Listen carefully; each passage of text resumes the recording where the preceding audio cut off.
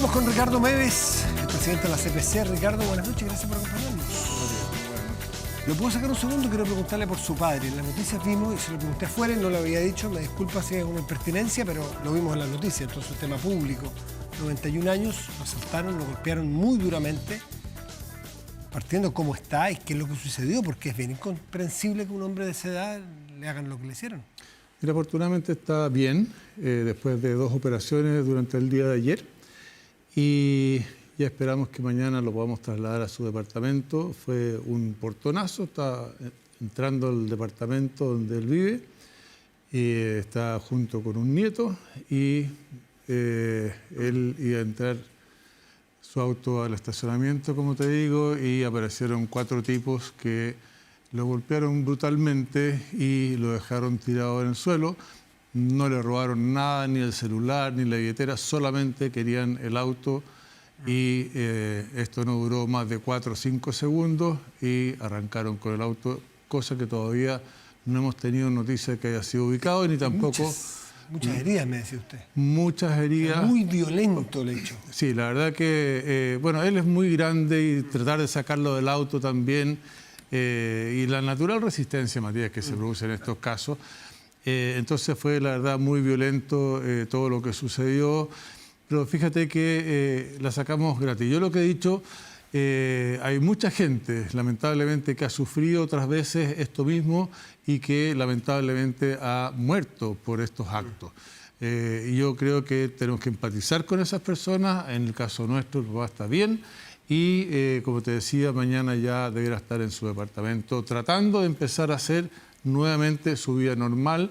Y para una persona de su edad, retomando su rutina, que es lo más importante, sí, porque claramente necesitan retomar, ¿no es cierto?, su rutina. Bueno, era muy importante conocer el testimonio y sobre todo empatizar y saludar, porque bueno, un familiar así golpeado es de interés público, además da la connotación que tuvo. Sí, así que nos alegramos mucho de que esté bien y que se esté recuperando. Entremos en materias propias de su cargo, presidente de la Confederación de la Producción y el Comercio, que es un poco, que reúne las distintas ramas, ¿no es cierto?, del sistema industrial, empresarial, bancario, o sea, están todas las ramas unidas ahí, ¿no? Todas las ramas, la agricultura, la construcción, claro, el comercio también. Una mirada bien amplia, es como... De todos los sectores industriales del país, efectivamente. Por lo tanto, tienen ustedes una visión desde el sector privado de cómo se viene la mano, más allá de las cifras que indican desde el Banco Central, desde el gobierno, desde el Fondo Monetario Internacional. Hay otra cosa que es la temperatura, creo que le llaman la temperatura, la sensación térmica, ¿no es cierto? Sí, sí. Más allá de los números, ¿cómo está la sensación térmica de la economía en Chile, Ricardo? Está compleja, Matías. Fíjate que parte del ejercicio que nosotros hemos hecho durante estos 2 últimos años, en una iniciativa que se llama Gremios por Chile, hemos recorrido 10 regiones. Y en esas 10 regiones nos hemos juntado con diversos gremios y empresarios. Y la temperatura es compleja, más bien fría. ¿Por qué? Porque hay muchos proyectos que están parados, proyectos de empresarios y titulares de proyectos nacionales. Y estamos con el tema de los permisos sectoriales, pero también los permisos medioambientales. Y ahí es muy importante lo que está haciendo hoy día el ministro Grau, empujando el proyecto de ley que mejora los tiempos de tramitación. ¿Usted ha estado encima de eso? Sí, hemos estado encima de eso, estamos apoyando ese proyecto. ¿Está bien encaminado? ¿Están trabajando, en su juicio, con la premura, con el sentido de urgencia que tiene? ¿El ministro Grau lo está haciendo bien, a su juicio? Yo creo que sí lo está haciendo bien. Esto va en paralelo con el sistema medioambiental, pero creo que, Matías, este es un debe. Yo creo que una vez que se aprueben estos proyectos, ambos, creo que Chile debiera replantearse una normativa medioambiental nueva que recoja realmente, por un lado, altos estándares medioambientales, pero también altos estándares burocráticos que permitan que todo nuestro sistema sea mucho más eficiente, se trabaje en mucho menor tiempo, porque hoy día Chile, a niveles OCDE, es el país que más burocracia tiene. Entonces, vamos caminando en el sentido adecuado, pero yo creo que aquí esto hay que revisarlo absolutamente de nuevo y en forma completa. En tema medioambiental, especialmente, alguien puede espantarse con justa razón, si es que no sabe, yo soy un ignorante en qué significa exactamente presentar un proyecto y su impacto medioambiental, y uno dice, ay, pero cuidado, tiene razón lo que dice el señor Méndez en la tele, pero ¿vamos a descuidar lo medioambiental? ¿A qué costo vamos a crecer? Por eso yo sé, porque no nos explica a qué se refiere usted con cambiar esa burocracia, reestructurar el sistema para que respetemos efectivamente lo medioambiental y no hagamos un trade-off.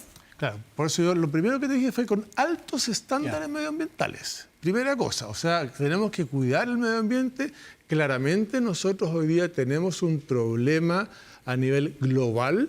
El calentamiento global existe y tenemos que cuidar para las generaciones futuras. Eso no nos perdemos ni un minuto. Entonces, ¿qué está de más? Vamos a suponer que hoy día están los estándares muy altos, entonces está muy difícil sacar un permiso. Usted dice, mantener los estándares altos, pero bajar o simplificar los permisos. ¿Qué está sobrando? Bueno, hay temas de meterle mucha tecnología, ver la pertinencia, Matías, de algunos servicios públicos en determinados trámites.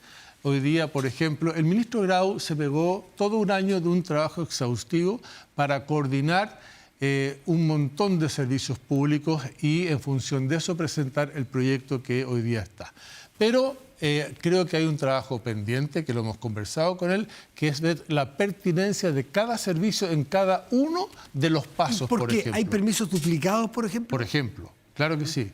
Y hay muchas veces falta de cohesión regulatoria en una región respecto de otra región. Entonces, para eso hay que volver a revisar todo este sistema de permisos medioambientales en general y así poder hacer una sola cosa y que no nos demoremos ni siquiera un 30% menos de tiempo en obtener permisos para hacer un proyecto, sino que realmente avancemos y nos demoremos, ojalá, 2 años o 1 año, porque en definitiva lo que nos pasa es que tenemos que competir con países como por ejemplo el caso de Brasil, ¿no es cierto?, que en 15, 16 meses aprobó un proyecto forestal. Esa es nuestra competencia, contra esos países nos tenemos que comparar, que además son también protectores de su propio medio ambiente. O sea, aquí no estamos, como te digo yo, rebajando ni nada que se le parezca los estándares medioambientales. Queremos que se mantengan, pero el proceso burocrático, ¿no es cierto?, sea muchísimo más eficiente, objetivo también. ¿Menos arbitrariedad? Absolutamente. Y además, por ejemplo, un dato, y esto no es idea mía, es de Bernardo Larraín, el mérito a quien corresponda, que todo el proceso con las comunidades se haga con mucha anticipación, pero ya una vez que está resuelto, que 2 años después, que lo que pasó en Colbún, ¿no es cierto?, en Antofagasta, no venga una nueva comunidad y que pare un proyecto, o lo que pasa en los lagos con Statkraft, no venga, ¿no es cierto?, después de construida una central, que es de paso, haya que hacer una consulta indígena cuando ya tenemos todo hecho. Esas son las cosas que tenemos que cautelar para que realmente los proyectos puedan seguir adelante. Volvamos usted dice, está fría la sensación térmica de la economía. La permisología, más que frialdad, son obstáculos, pero usted debe conversar con el sector privado, con inversionistas chilenos o extranjeros. Chile está siendo interesante, está siendo atractivo, porque alguien dirá, es que crece menos, los permisos son más, pero también Chile es más estable que otros países. Chile tiene unas instituciones que funcionan mejor, que no nos vamos a comparar con nadie, pero que otros países. Chile tiene una credibilidad histórica, que esas cosas valen mucho también. Valen mucho y eso hace que hay empresas que están comprando otras empresas aquí en Chile, y eso es una realidad. Y es algo que hemos conocido y el ministro de Hacienda y el propio presidente lo ha planteado. Pero a eso le llaman inversión extranjera muchas veces. Y es muchas veces comprando empresas que ya funcionan, no invirtiendo en generación de capital. De capital bruto, ¿no es cierto? Claro, bueno, es que ahí te quiero hacer la diferencia, pero el gobierno tiene un punto ahí, ¿no es cierto? Y eso es indudable, que efectivamente eso se contabiliza como inversión extranjera. Y sí, también da cuenta de que esas empresas extranjeras que están comprando, ¿no es cierto?, es porque están creyendo en lo que tú acabas de decir, institucionalidad, corren un riesgo, efectivamente, hacen toda su evaluación, pero lo que a nosotros nos interesa, lo que va a mover la aguja, lo que va a generar nuevos puestos de trabajo, son aquellas empresas que van a invertir en lo que tú dijiste, ¿cierto?, la formación de capital. Fierro, maquinaria, nuevo, chimenea. Exactamente. No digamos chimenea. No, pero chimeneas limpias, po. ¿No es cierto? Se le llama chimenea a la industria, ¿no? Exactamente. Puede ser con filtros de eso es modelo. lo que hoy día está faltando. Y eso es la gente para que entienda cuál es la diferencia, porque, te insisto, el gobierno tiene un punto que efectivamente hay mayor inversión extranjera en ese ámbito. Entonces, ahí es donde nosotros vemos que falta inversión, y la inversión te va a generar inmediatamente crecimiento económico, genera mayor cantidad de puestos de trabajo, genera mayor movilidad. Todavía falta, Matías, recuperar más de 230.000 puestos de trabajo prepandemia. Tenemos una informalidad cercana al 30% hoy día, y eso le hace mal al país, porque además todo ese proceso de informalidad, toda esa gente que está informal no tiene seguridad social. Si tiene un accidente en la calle por el traslado de donde vive hasta donde se instala informalmente, no tiene nadie que lo proteja, y eso es lo peor que le puede pasar a esa gente, porque además normalmente es la más vulnerable. De lo que estábamos hablando recién, de los obstáculos para el crecimiento, para la actividad económica y la permisología puntualmente, ¿tiene que ver con medidas administrativas, legislativas? ¿Por dónde ve usted el camino? ¿O de todo un poco? Yo diría que hoy día fundamentalmente hay medidas administrativas que se pueden corregir, y también en esto hay que ser muy claro. El presidente creó este gabinete de crecimiento y proempleo, y han estado detrás y conversando con los titulares de proyectos. A mí me tocó estar en enero del año pasado en Coquimbo viendo qué proyectos estaban parados y por qué. Y después que habló con nosotros, el presidente habló con los Ceremi para ver cómo se destrababan.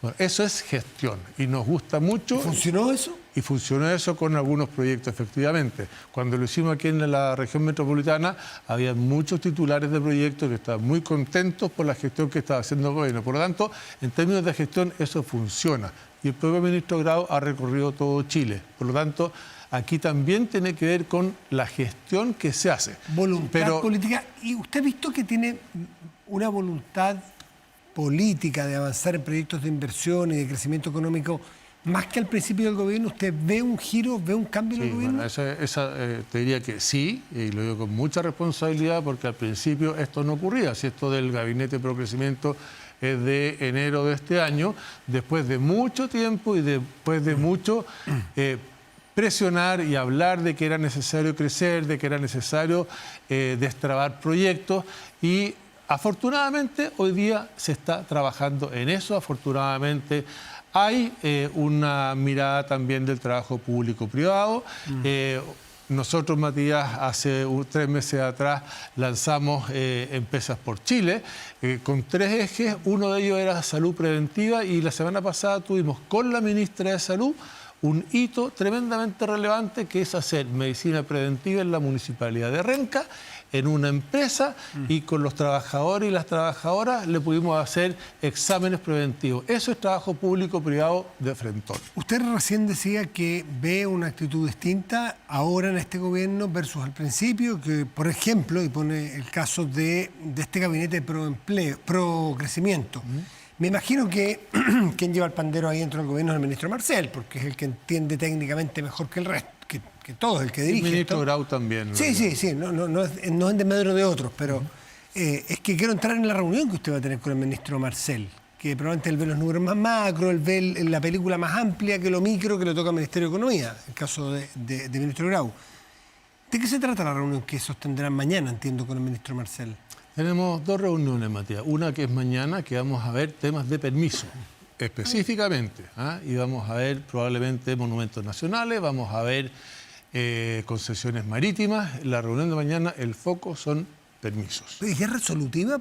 ¿Qué tiene que ver la CPC y Hacienda con monumentos nacionales? No, lo que vamos a ver es cómo ha ido funcionando. Vamos a plantear las inquietudes que nosotros tenemos, cómo vemos, ¿no es cierto? Porque no te olvides que también parte del proceso de las concesiones marítimas es traspasarla a bienes nacionales, cosa que hoy día está funcionando prácticamente como un relojito en las concesiones marítimas. No sé si se habrán asustado o no, pero hoy día está funcionando y bien. Entonces queremos ver cuál es la mirada del ministro, qué es lo que nos quiere decir el ministro respecto a eso y cómo lo estamos viendo nosotros. Y la próxima semana tenemos otra reunión que ahí probablemente nos va a exponer lo que él está pensando en el nuevo proyecto de reforma tributaria, ¿no es cierto?, que es lo que quiere plantearle al país, que ha estado conversando con distintos gremios. Y ustedes fundamentalmente les quieren plantear una posibilidad de rebaja en el impuesto de primera categoría, que es el impuesto a las empresas. Hoy día está en el 27% y ustedes plantean que debe bajar al 23%. ¿Está en línea con lo que está pensando el ministro Marcel, de lo que ustedes sepan, más allá de lo que vaya a ocurrir en la reunión? Mira, lo que nosotros sabemos no, pero nosotros el 2 de enero le entregamos una propuesta súper concreta al ministro de Crecimiento y respecto a la propuesta tributaria. Y era justamente adecuarnos a lo que pagan los países que están en la OCDE en promedio, que es el 23,3%. Y hacer una compensación con los retiros de dividendos y las utilidades y llegar a un máximo un 35%, que también es lo que pagan los inversionistas. ¿Cuánto sería el costo para la recaudación fiscal bajar del 27 al 23? Es que ahí tenemos que, con los números que hoy día, porque esto ha ido mutando, Matías, para ser súper claro, entonces lo que hoy día existe a propósito del proyecto que está aprobado de cumplimiento tributario, más los impuestos verdes, que es otro proyecto que viene, más este proyecto, tenemos que volver a juntarnos con el ministro Marcel para ver cómo van a ser los números que realmente van a recaudar para que este proyecto tenga lo que él ha denominado que en el fondo no se mueva tributariamente la aguja, ¿no es cierto?, que sea, no recuerdo el término específico, pero que en el fondo no tenga un movimiento tributario. Y eso es lo que nosotros esperamos que efectivamente pase, porque eso es lo que hemos ido conversando y esa fue nuestra propuesta el 2 de enero de este año. Su desafío es demostrarle al ministro que no va a recaudar ni un peso menos bajando el impuesto para que genere el dinamismo que eso Exactamente implica. Con la propuesta que nosotros le hicimos el 2 de enero. ¿Y ya tienen hechos esos números que le pueden demostrar a esos están ministros? hechos, sí, lo hemos estado haciendo durante todo este tiempo. Sí. Y claro, porque de lo contrario ustedes están de acuerdo que el fisco necesita el gasto para el presupuesto, para las obras sociales, para, qué sé yo, para pensiones, para... Y sin duda, pues, Matías, y ahí está lo que hemos planteado ya hace mucho rato. Y hemos dicho que cada punto de crecimiento económico son del orden de los 500 a 600 millones de dólares. Y eso es por eso que hemos sido tan majaderos, la importancia del crecimiento económico, y hemos perdido, o no perdido, pero dejado de crecer en todo este tiempo, o ha sido muy bajo el crecimiento durante todo este tiempo, y si solamente vamos a crecer, de acuerdo a las cifras del Banco Central, un 1,8% en los próximos 10 años y no un 4%, bueno, evidentemente que no vamos a tener plata. Y por eso que aquí yo creo que hay que ser audaz en las medidas que promuevan el crecimiento económico y poner reales incentivos a la inversión, reales incentivos tributarios para que esto realmente se produzca. Porque de lo contrario, y comparto contigo, ningún gobierno, ni este, ni el que venga, ni quizás el que venga más adelante, va a tener recursos para poder desarrollar programas sociales. Usted dice no crecer el 1,8%, que es lo que está previsto a largo plazo, sino que al 4%. ¿Es realista hablar del 4% con el Chile de hoy? ¿Cuándo? Yo creo que sí, fíjate. Vengo a una reunión en la cual está incluso el presidente Frey y justamente conversábamos que lo que él hizo en su gobierno hoy día es factible. Estuve hace 2 semanas atrás con el presidente de Vietnam. Vietnam está creciendo 6,3%. Hay países que lo están haciendo. ¿Por qué nosotros no podemos hacerlo si efectivamente destrabamos este círculo en el cual nos hemos metido ya desde el 2014, cuando empezamos a subir los impuestos? Si antes nosotros teníamos impuestos del 17%, hoy día tenemos el 27%. Entonces, aquí en la situación tributaria tiene un impacto realmente importante, porque además genera flujos a las empresas para que puedan tomar deuda, ¿no es cierto?, invertir y así generar mayor desarrollo. Yo creo que aquí la competitividad tributaria, que es algo que también planteamos en este documento, es relevante para el crecimiento económico. Ricardo Mou es presidente de la CPC. Muchas gracias por estar esta noche con nosotros. Que esté muy bien. Gracias, Matías. Buenas noches. Buenas noches.